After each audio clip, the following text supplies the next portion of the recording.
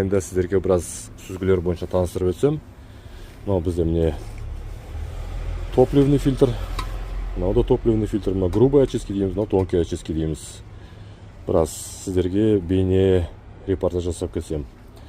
Ең бастысы қарасаңыздар, сыртқы келбетіне қарасаңыздар да сапасы өте жақсы бояумен боялған. Бәрі қанық, жақсы көрінеді. Темірінің қалыңдығы стандартқа сай, және де мынаның ішіндегі қолданылатын фильтрдің қағазы, және де бұның складкалар дейміз, саны бәрі толықтай стандарттарға сай жасалған. Мынау бізде грубый очистки дейміз, PL 420 астында стаканымен, жаңағыдай су және шаң тозаң жиналып қалса, соны төгіп тастауға болады. Осындай біраз қысқаша таныстыру. Келесі бейнелерінде тағы да басқа сүзгілерін ашып осылай көрсетуге сіздермен бөлісіп отырамын. Мына жерде сүзгілердің түрлері бізде. Мына жерде біраз қараңғы болып тұр.